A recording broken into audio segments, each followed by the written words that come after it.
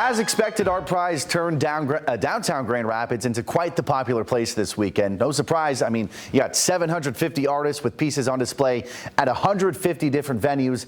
We spoke with a few of the visitors stopping by, and it sounds like everyone is having a pretty good time so far.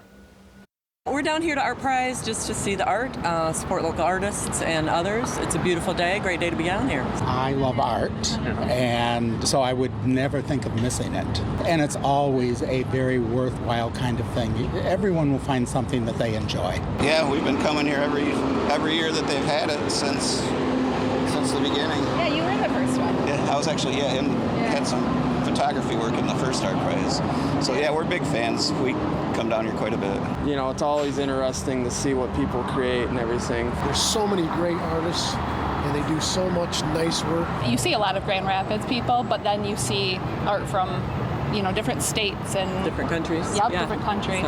So it's nice to get us exposure and get them exposure. Yep. You know, get us exposed to it. So that's nice. And keep the art going.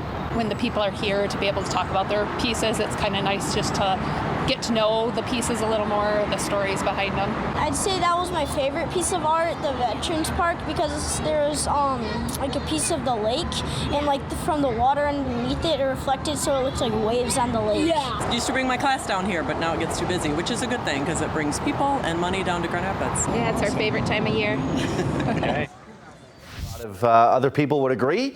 This year's ArtPrize runs all the way until October 2nd, so just a few days left. If you're planning to head down there, we have a guide with everything you need to know at fox17online.com. You can also get there by using that QR code right there on your screen. Reese Cole back now with another check of our forecast. And Reese, a little cherry on top for everyone in Grand Rapids today. Had some nice weather walking around afternoon at ArtPrize. Sunshine yesterday, afternoon sunshine again today. Now, we did have some overnight rain last night, and that contributed to this trend of seeing some weekend rain and dry conditions during the week. So we had just over 1/10 of an inch last night into early tomorrow morning. Now, thankfully, it was the overnight hours, so going out to ArtPrize, good weather for it.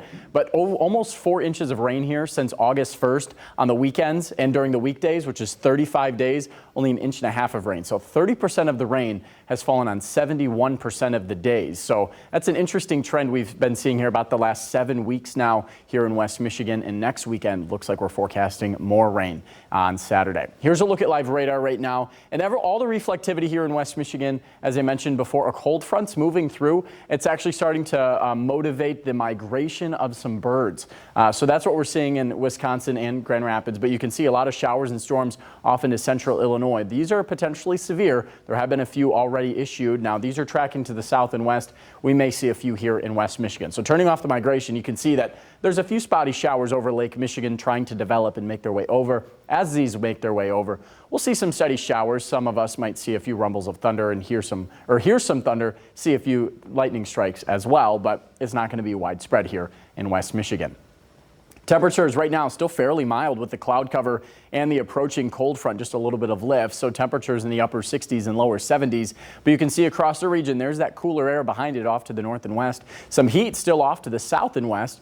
This cold front's going to be weak, but we will still temperatures cool down just a touch tomorrow before we see another burst of warmer air going into Tuesday and Wednesday before the real cold front approaches Wednesday afternoon. So you can see the cold front, it's starting to fire off a few of these showers and storms, a couple of severe storms there. There was a tornado warning in far northern in Missouri. It looks like it's actually still there in effect. But again, those are continuing to track to the south and west. We're just going to see a few spotty showers here overnight tonight and into tomorrow morning. So overnight, you can see most of it's going to be focused along and south of I-96, down towards Kalamazoo, Cass County, Berrien County, and Van Buren County as well.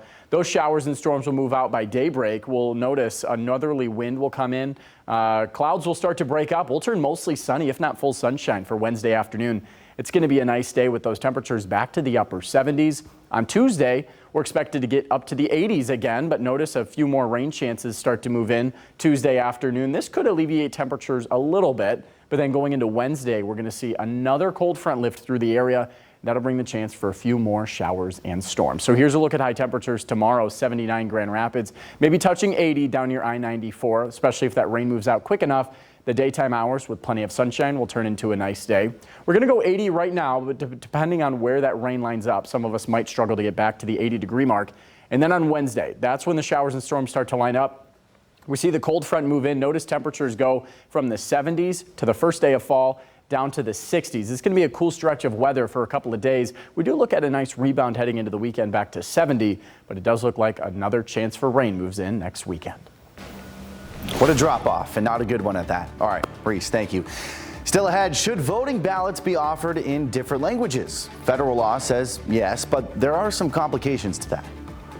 The legislation was written such that if 10,000 people, or 5% of the population of a political jurisdiction, primarily speak a language other than English, right, they could be included. The languages that are not covered and the challenges one Michigan community has faced in recent years. All that ahead in tonight's Two Americas report. Plus, remembering Stormy. The tribute held this weekend to a 13-year-old girl when she died in a house fire after stopping to help a dog.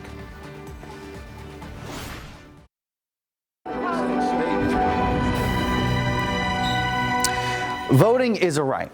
But it's a right that doesn't always come easy for Americans who speak English as their second language. And while federal law says ballots do have to be translated into many different languages, there are still several that are not included at all. So in tonight's Two Americas report, Chris Stewart looks at what is being done to make sure language is not a barrier at the ballot box.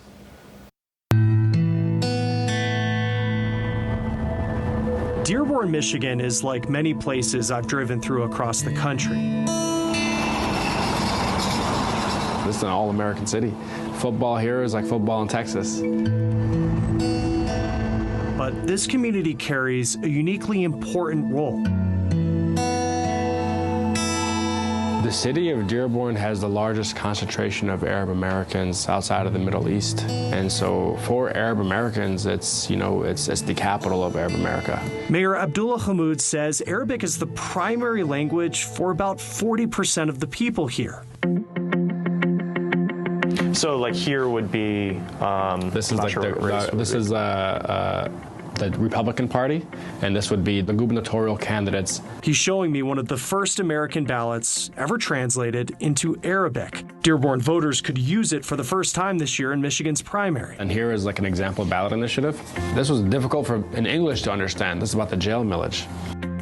While U.S. citizens are expected to understand English, he says ballots are on a different level. Similar to like me in Arabic, I grew up speaking Arabic at the household, but when I ran for office, I never learned the political terms in Arabic at the household. I learned the basics.